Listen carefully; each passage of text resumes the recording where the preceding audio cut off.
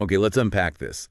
The latest seismic shift in the world of One Piece. It really is huge. We're talking episode 1133, To Save His Daughter Kuma, the Timid Pacifist. A title that says so much already. Absolutely. So today's deep dive, we're pulling out the most important insights into Bartholomew Kuma's past. Yeah, looking at his profound transformation. And how this single episode just reshapes how we see him and, the whole One Piece universe. Right, and we've basically gone through all the comprehensive summaries, the critical analyses. It works? Pretty much.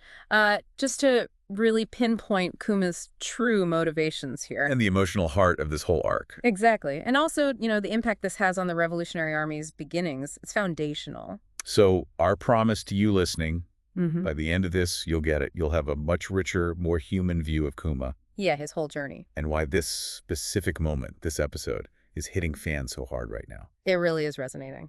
Okay, so setting the stage. This deep dive lands right in the middle of the Egghead Arc. Which has already been pretty intense emotionally. Yeah, and this flashback is a big part of that, centered on Kuma and his adopted daughter, Ginny. Exactly. And you really need the context from those prior episodes, 1129 to 1132. Oh, definitely. They build it up carefully. They really do. They trace Kuma and Ginny's early years, in Sorbet Kingdom, their deep bond. That connection is so clear. Right. And then the tragedy of Ginny's illness, the sapphire scale. Just brutal.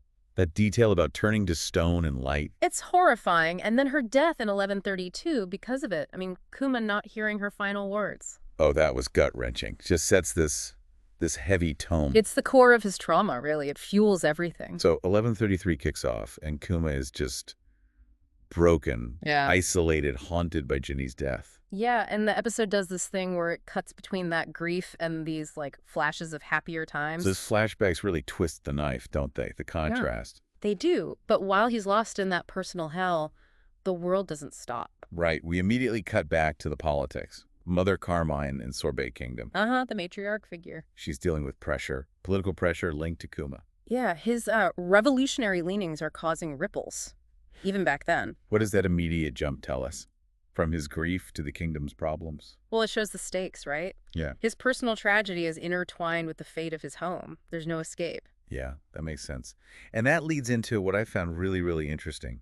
Kuma's internal fight. Oh, yeah. That conflict is palpable. You see him just wrestling with himself. Part of him wants to become strong, wants to fight to protect what's left. Yet the other part is terrified, rooted in that pacifism, his gentle nature. He's scared of killing. Deeply scared. And that's why the title, Timid Pacifist, just lands so perfectly. It's him trying to square his heart with this awful reality. The reality that sometimes maybe violence is the answer to protect things. It's a horrible dilemma. And the political stuff just ramps it up. The Sorbet Kingdom court meets. Yeah, sensing weakness, maybe? A power vacuum. Nobles show up, demanding Kuma silence these freedom fighters. The early Revolutionary Army folks. Right, the seeds of rebellion against the world government. And Mother Carmine, she's trying to keep things together. She asks Kuma to step up, but, keep the peace. How do you even do that? Balance duty and principle like that? It seems impossible. It's a classic One Piece theme, that struggle. And it connects back, doesn't it? We see flashbacks. Earlier years, yeah. Kuma helping Ginny. Reluctantly, at first. Petitioning to protect villages from corruption. And his actions, even quiet ones, they inspire people. That's where the whispers of revolution start. It makes it so clear how much Ginny influenced him. Even after she's gone, he's carrying her torch. Her ideals are his driving force, absolutely, which builds to that climax. The decision point. He gets word, right? Mercenaries attacking villages. Villages aligned with the freedom fighters, yeah. They're being targeted. And Kuma, terrified as he is, knows he has to act. The episode does such a good job showing his internal monologue there. The fear, the regret about Ginny, remembering her. And then finding that resolve. It's powerful stuff. You feel the shift happening inside him. And then the ending. Wow. That cliffhanger. Kuma arrives at the village. Face set. Grim determination. And that voiceover. For Ginny, I will become the shield. Give me chills just thinking about it. He steps forward, weapon ready, fade to black. The transformation begins.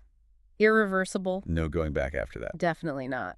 And stepping back a bit, this episode really hammers home some key One Piece themes. Like, what stands out most to you? Well, first, obviously, pacifism versus duty. It's Kuma's whole crisis, choosing between who he is and what he feels he must do for Ginny's legacy. That's central, yeah. Then there's the legacy of Ginny. She's not even there, but her ideals.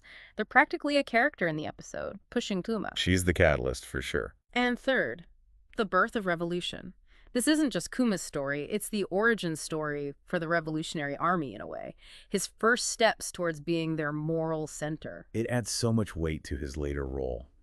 And the character insights. Amazing. Oh, totally. Kuma himself, we always saw him as stoic, almost robotic later on. Right, the warlord persona. But this flashback, it completely humanizes him. You see the fear, the love, the turmoil. It explains so much. This episode is the moment he decides violence is necessary to protect others. A huge turning point. And Ginny, even gone, her presence is immense. Those flashbacks show her bravery, her influence. She's unforgettable. And Mother Carmine, too, she adds this layer of political reality. Governance, order, even within a rebellion, it's complex. Make the world feel more real. Exactly. And fans seem to agree. The reaction to 1133 has been huge. Yeah. What are people saying? Overwhelmingly positive. Calling it poignant, beautifully done, highlighting it as that crucial turning point. Even with the tragedy, it clearly struck a chord. It deserves it. It's powerful storytelling. And we have to remember, while this heart-wrenching past plays out, In the present, on Egghead Island. Luffy and the crew are in a massive fight for their lives. Yeah, against Kizaru, Rob Lucci, Saint Saturn, top-tier threats. One of the 5 elders. Yeah, the stakes couldn't be higher there either. So how does Kuma's past connect to that? Well, now we see the roots of his actions, his path, those painful choices, that moral compass.